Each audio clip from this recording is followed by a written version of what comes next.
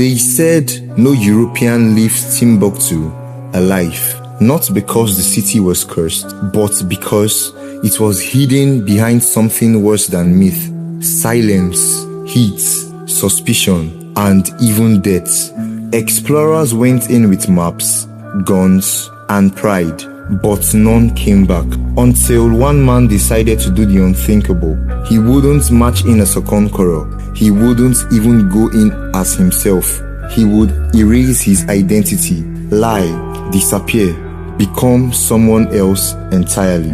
His name was René Caillié, and what he did to survive Timbuktu feels less like exploration and more like a slow, calculated descent into danger. Walk with me as I take you on another journey through the eyes of history.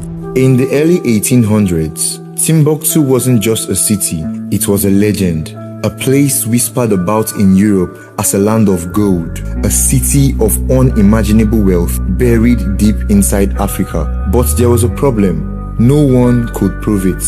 Explorers tried. They entered the Sahara with confidence, but the desert didn't care. Some died of thirst, others were robbed, betrayed, or simply vanished. One explorer made it there, but never returned to tell the story. So Timbuktu became something else entirely, not just a place, but a graveyard of curiosity. That's when René Caillié made a decision. He wouldn't just find Timbuktu, he would survive it.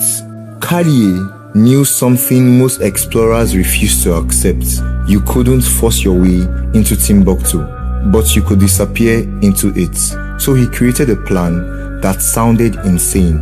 He would not travel as a European. He would become a Muslim traveler. He spent years preparing, learning Arabic, studying Islamic customs, memorizing prayers, not for respect, but for survival. Because one mistake, one wrong word, one slip of identity, and he would be killed instantly. He even built a backstory. He claimed to be an Egyptian Muslim who had been captured by Christians, but had escaped and was returning home.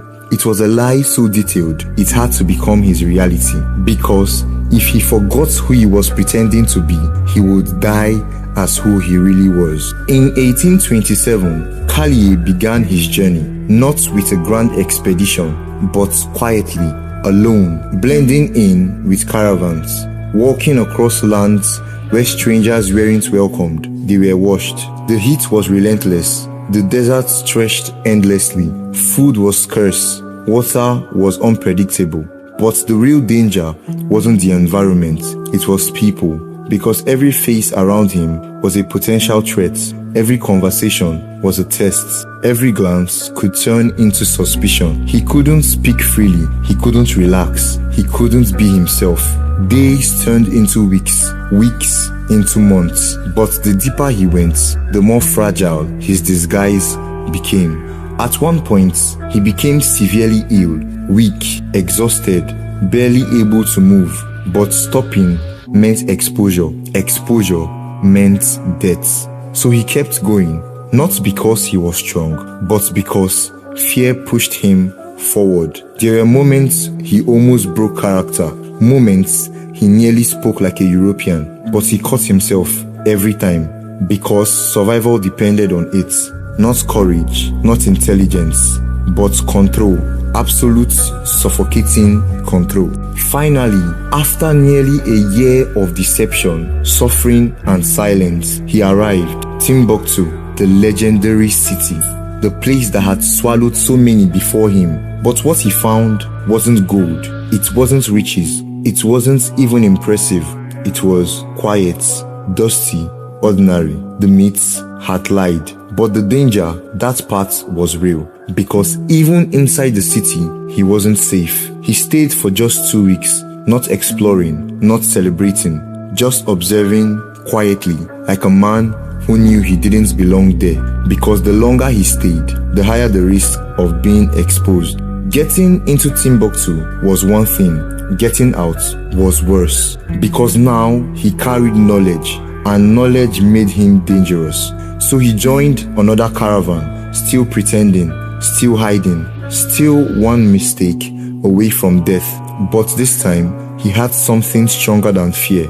Proof. Proof that Timbuktu was real. Proof that it could be reached. Proof that someone had finally done the impossible.